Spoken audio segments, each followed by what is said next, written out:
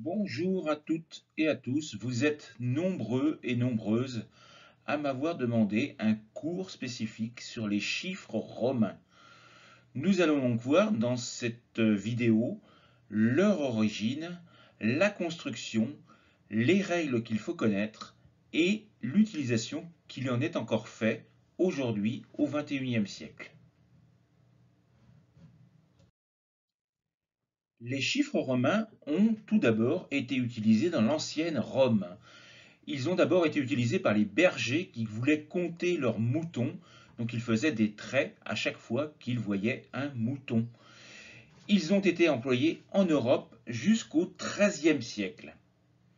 Ils sont encore employés aujourd'hui pour indiquer les dates, les volumes ou par exemple les tomes d'un ouvrage. On les trouve également sur le cadran de certaines horloges. Donc je vous ai mis deux exemples sur la droite d'une horloge et d'une indication sur un monument. Malheureusement, ils disparaissent de plus en plus et sont de moins en moins utilisés. C'est le cas notamment l'année dernière, puisque le musée Carnavalet à Paris a décidé de remplacer les chiffres romains par des chiffres arabes sur quelques-uns de ses écriteaux. Ça a provoqué une polémique jusqu'en Italie, puisque évidemment les chiffres romains sont d'origine italienne. La raison invoquée par le musée, une mesure d'accessibilité universelle. En effet, selon eux, certaines personnes handicapées ou étrangères, notamment les asiatiques, rencontrent des difficultés à les lire. Mais justement, le rôle d'un musée n'est-il pas d'instruire et de stimuler la curiosité? C'est donc l'occasion de s'intéresser à cette numérotation. Même aujourd'hui, les chiffres romains continuent à avoir la cote et à être utilisés régulièrement. Si vous suivez le sport et que vous êtes amateur de rugby, vous suivrez certainement les exploits du 15 de France, qui s'écrit XV. D'autres auront croisé la revue 21, XXI, ou la BD 13, XIII dans les librairies, ou encore visionner les épisodes 4, 5 et 6 de Star Wars. Même les éditions du Super Bowl, la célèbre finale du championnat de football américain, sont numérotées avec des chiffres romains. La preuve que la culture latine sait aussi s'exporter. Voyons tout d'abord les caractéristiques et les difficultés des chiffres romains. Ils combinent 7 symboles. Le I qui a pour valeur 1, le V qui a pour valeur 5, le X qui vaut 10, le L qui vaut 50, le C qui vaut 100, le D qui vaut 500 et le M qui vaut 1000. Ils ont progressivement disparu au profit des chiffres arabes qui sont en fait d'origine d'Inde. Ils ont été diffusés par les Arabes lors des invasions à partir du IXe siècle. La grande difficulté de ce système de numérotation est qu'il est très difficile, voire impossible, de faire des opérations, des additions, des soustractions, des multiplications, des divisions. Il n'est pas possible non plus de créer des chiffres décimaux, c'est-à-dire avec des virgules. Tous les chiffres doivent être entiers. Voyons 3 exemples de transcription. Il faut diviser les chiffres par milliers, par centaines, par dizaines et par unités. Le chiffre 83, par exemple, a pour dizaine 80 et pour unité 3. Donc on va d'abord écrire 80 et ensuite on écrira 3. Donc ça donne 80 LXXX et 3 III. 274, il y a 200 plus 70 plus 4. Donc tous les chiffres devront représenter 200, c'est-à-dire 2 fois C, 70 LXX et 4 IV. 1587 représente 1000 plus 500 plus 80 plus 7.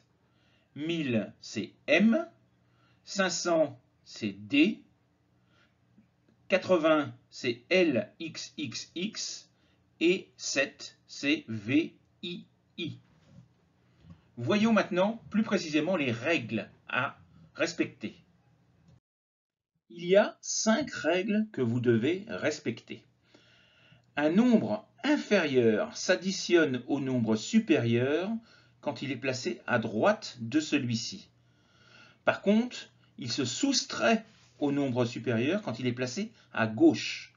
Donc, I c'est 1, X c'est 10. Donc le chiffre inférieur est devant, donc il faut soustraire. Donc c'est 10 moins 1, 9. Par contre, XI, le I qui est la valeur inférieure est à droite, donc il faut l'ajouter.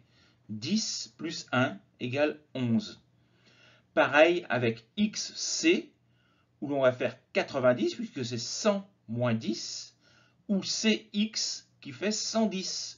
100 plus 10.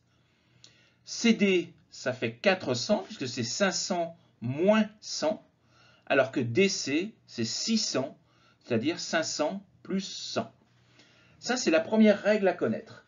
La deuxième, c'est que les chiffres inférieurs ne peuvent pas être écrits, les chiffres, I, X et C, ne peuvent pas être écrits plus de 3 fois de suite.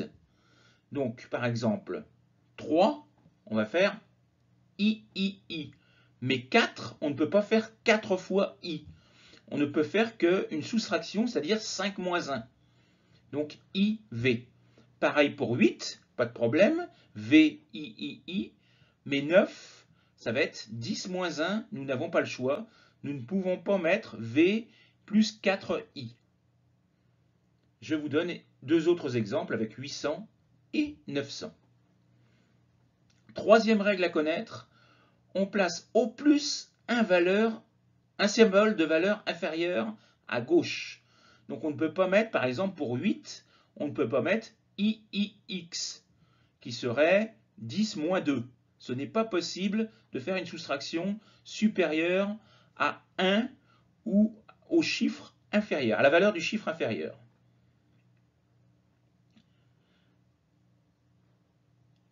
Règle numéro 5, un nombre surmonté d'un trait horizontal rend ce nombre 1000 fois supérieur. Quand vous ajoutez 2 traits, ça indique que c'est 1 million de fois plus grand. Donc, VII, c'est 7. On a mis un trait dessus, donc on va faire 7000. XXVI, c'est 26. On met 2 traits au-dessus, c'est 26 millions.